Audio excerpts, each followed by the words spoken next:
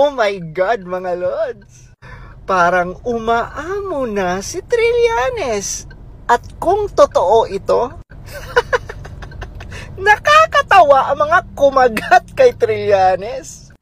This is from Tio Moreno. And basahin natin. Sabi dyan ni Tio Moreno, "Hello, Sonny Trillanes. Can you please confirm the veracity of this statement?" Galing daw itong statement na to kay Trillanes. "After the hearing, I asked my lawyer." Trillanes to Trillanes to. "After the hearing, I asked my lawyer to convey to Kong Duterte through his lawyers my sincere and heartfelt apology to Congressman Duterte and Attorney Carpio and their respective family for the unintended consequences that our bitter public spat may have cost them." Oh my God, di ba? "For whatever it was worth, I wanted them to know that it was never my intention to hurt or cause undue pain to their families. Also, upon the passing of time, I realized that my accusations against Kong Duterte and Attorney Carpio were unfounded, for which I offer my sincere apology." Oh, ano na? If this is true, oh my God. Ang nakakahiya dito, yung mga kumagat. At marami pa namang loyalistang kumagat kay Trililing. Oh, di ba? Talagang lahat ng akusasyon ni Trililing sa mga Duterte hindi talaga totoo. At ang nakakatawa dito, sinakyan pa talaga ng mga loyalista. Oh. So meaning, walang katotohanan ang lahat ng akusasyon ni Trililing sa mga Duterte. Oh, ano na? Ano na? Kaya tama yan. No? Tama yan. Alam mo, former Senator Trillanes, kung gusto mong makuha muli ang respeto namin at ng mga tao sa'yo, magsabi ka ng totoo at ihinto mo na yung mga gawa-gawa mong kwento.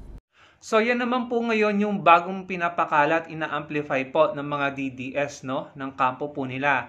Ina-amplify po nila yung post ni Tio Moreno na kinukumpirma lang din naman kay Trillanes yung di umano'y statement of apology ni Trillanes kay Kong Pulong po at kay Attorney Mans Carpio, no? So maliwanag naman po yung narinig natin dito sa taong ito na kahit po siya hindi po sigurado doon sa binabahagi niya, no? And then yung Tio Moreno na nag-post noon, kahit po yun, yung taong yun, ay kinukumpirma din kay Senator Trillanes kung totoo nga ba yung statement of apology na iyon, ano? So, sa madaling salita, sila po, kahit ito si Banat Bay sa content niyang yan, yan din po yung nilalaman. Yung sinasabi nila na nag-apologize po si Senator Trillanes at naka-realize daw po ito na unfounded, no? Yung kanyang mga akusasyon kay Attorney Mans Carpio at kay Kong Pulong. Unfounded daw po sa pagkakaunawa ko sa salitang yan ay no basis, no? Or walang basihan. Na-realize daw po ni Senator Trillanes kaya daw po nag-sorry. Daw, no? Yan po yung pinag-uusapan nila ngayon at tila ina-amplify sa social media para malaman ng publiko.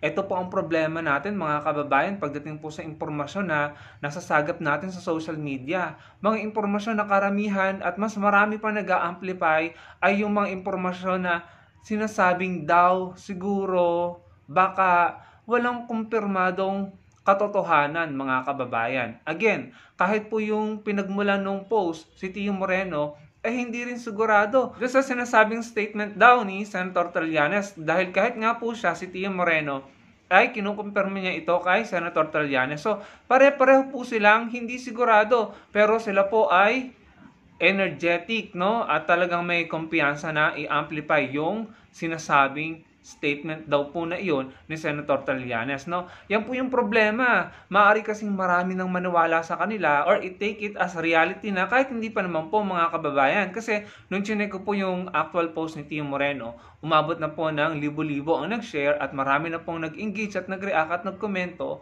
And kung babasahin niyo po yung mga komento, sa akin pong opinion, may mga naniwala na or tila kinuha na or tinanggap na yung post na yon bilang totoo yung statement na yon ni Senator Trillanes bilang totoo at sa tingin ko hindi man lang sila nag cross-check or nag-fact check Ako po, tinignan ko po kung available po yung balitang yan or yung statement na yan sa mga nagpo-provide po ng mga legit na balita pero wala po akong nakita kahit sa sinong provider, GMA, ABS-CBN, Philstar, Inquirer at iba pang tagapagbalita. Wala po akong nakitang ganyang balita.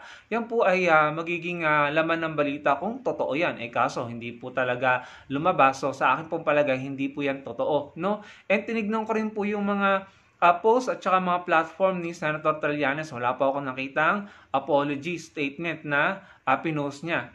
And common sense lang mga kababayan. Ang tagal-tagal na po niyang pinaglalaban ni Senator Trillanes. Nakareceive na po siya ng mga libel cases na isinampa laban sa kanya. Pero hindi naman po siya nag-apologize at hindi naman po siya umurong, no? So hindi ko alam kung ito ba ay orchestrated ng kampo ng mga DDS para palabasing si Senator Trillanes po ay umuurong kasi kung matatandaan nyo dun sa last video ko, may binahagi po ako sa inyo na isang itong TikToker na ito na kung makikita niyo sa caption, nag-iba na raw yung ihip, no? Or parang pinapalabas niya, kung mapapanood niya yan, pinapalabas niya na nag-iba na yung tono ni Senator Trillanes, And nasabi niya, diyan, non-verbatim na paiba-iba si Senator Trillanes. So wala pong ganun.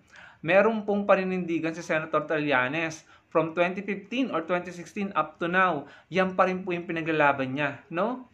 Hindi po yan nagbago. And yung sinasabi nila na apology ni Senator Trillanes, wala po akong nakita kahit isa. And sa tingin ko, hindi po talaga mangyayari yan. Dahil nagsampa na nga po ng mga charges si Senator Trillanes kay Attorney Manscarpio at kay Congressman Pulong Duterte.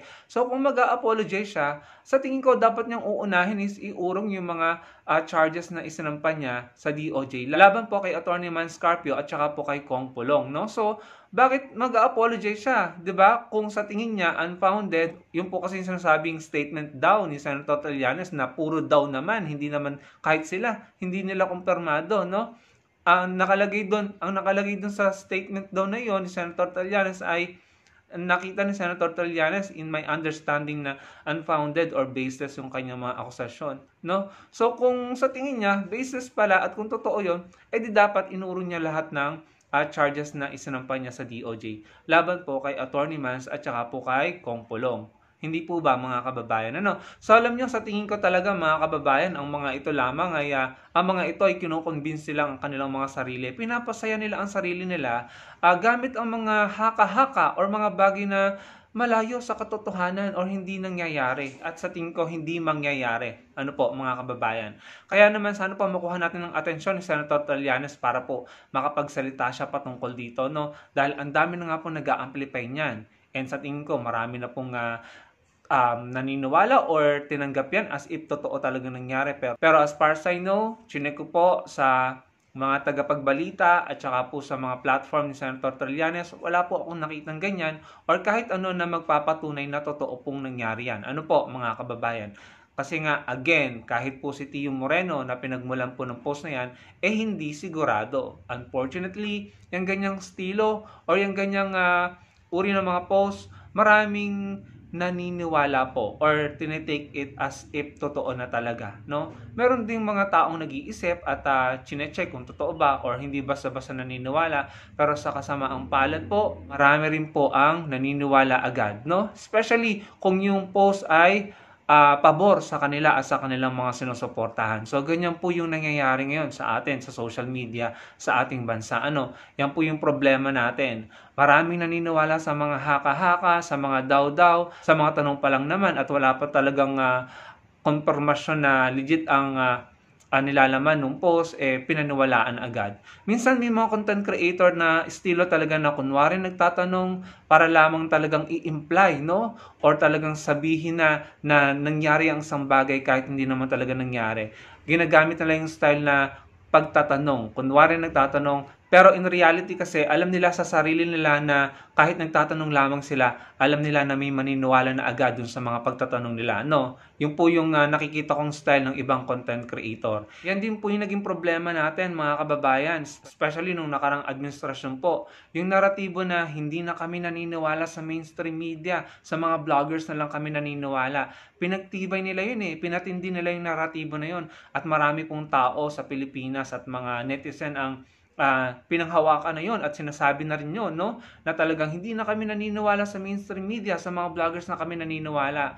And ayan na nga po, kahit yung mga vloggers ay hindi sigurado sa sinasabi nila, yung mga content creator ay hindi nag-provide ng mga legit na sources or mga patunay, no? Mga proof, pinaniniwalaan agad ng maraming tao. Kasi may mga troll talaga noong mga nakaraang mga taon na dinimonize at sinira ang reputasyon ng mga legit na tagapagbalita, at sinabi ng mga troll na iyon na mas maniwala na tayo sa mga vloggers, no, dahil sila ang nagsasabi ng totoo, at huwag na tayo maniwala sa mga mainstream media.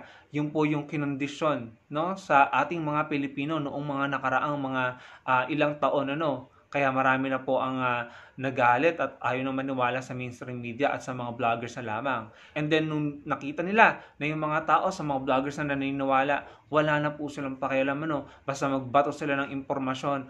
Yan man ay tanong lamang, yan man ay walang kumpirmasyon pa, ibabato nila yan dahil alam nila may mga maniniwala dahil nga po maraming tao na ang nakondisyon nila na mas maniwala na lamang sa mga vloggers kaysa sa mga legit providers po ng mga balita. Kaya ang payo ko po sa inyo mga kababayan, kung makakakita po kayo ng impormasyon sa social media at gusto nyo pong paniwalaan, bago nyo gawin yon, tignan nyo po muna kung ito'y nalathala na sa mga kilalang tagapagbalita, mga kilalang newspaper or mga kilalang news provider basically, yung mga talagang matagal na pong nagbabalita, kung may narinig kayong impormasyon mula sa mga vlogger, pakiusap, i-check nyo rin po kung yan ibinalita sa mainstream media or sa mga legit sources, or talagang tignan nyo yung mga platform ng mga taong subject ng impormasyon na ibinabahagi ng mga vloggers, dahil kung hindi, baka po ma-mislead kayo or baka ma-absorb nyo ay fake news, mga kasinungalingan. Mahirap po yan. Tayo po ang talo pare-pareho. Kaya gusto ko pong sabihin sa inyo mga kababayan, mas paniwalaan po natin ang mga legit na nagbabalita, ang mainstream media. Dahil sila po ay may pinanghahawakang pangalan, may training po sila, at meron po silang background talaga kung paano magsaliksik, nagsasaliksik, nagpo-provide ng mga sources, at hindi basta-basta kumukuda sa social media kung hindi kumpirmado, kung hindi mismong galing dun sa tao yung kanilang ibinabahagi sa kanilang balita, So, talagang kung ganyan na kahit mismong yung pinanggalingan ng post ay hindi sigurado sa binabahagi niya dahil siya mismo ay gustong kumpirmahin, ay mahirap po yan. Unfortunately, libo-libo po ang nagbahagi ng post na iyan. So sa tingin ko, libo-libo na rin po ang naniwala at mag-a-amplify ng impormasyon na yan or ng post na yan. So yun lamang mga kababayan, sa akin lang, bago ko po tapusin ang video ito, wala po tayong nakita na apology, statement, or anything na related po sa binahagi nila from Senator Trillanes platforms, wala po ni isa. At wala rin pong nagbalita niyan sa mainstream media. Sa mga legit na tagapagbalita, wala po ni isa. So talagang wag po tayo basta-basta maniwala. Hindi natin alam, baka estilo lamang yan ng iilan para sirain ang credibility or ang reputasyon ng ibang tao, So yun lamang po ang aking reaction dyan mga kababayan. Again, yung ibang tao kasi desperado na, kaya sa haka-haka, baka, sa siguro, sa mga bagay na hindi kumpirmado kumakapit. Yung iba dyan sa mga fake news kumakapit at nagpapakalat ng fake news. Kasi kahit sila mismo ay hindi na nila kayang tanggapin ang katotohanan dahil ang katotohanan ay sinasaktan sila. Yun ang mahirap, Kapag hindi mo na kayang tanggapin ang katotohanan, mag-i-imagine ka na or magiging siguro, kung tama bang gamitin yung term na delusional, nag-i-imagine, nag-i-invento para lamang pagaanin ang nararamdamang sakit at kumbinsihin ng sarili na sila pa rin ang tama kahit hindi na, So yun lamang mga kababayan, napakahalaga po na maging critical tayo pagdating sa pag-absorb ng mga impormasyon galing sa social media. Dahil kung hindi, baka tayo po ay mabiktima ng kasinungalingan, fake news, or ng mga haka-haka or baka na mga impormasyon na pinapakalat sa social media. Maraming pong salamat sa panonood. Sana po ay malike nyo ang ating video at makapag-comment kayo at magkita-kita po tayo sa susunod kong video. Salamat po!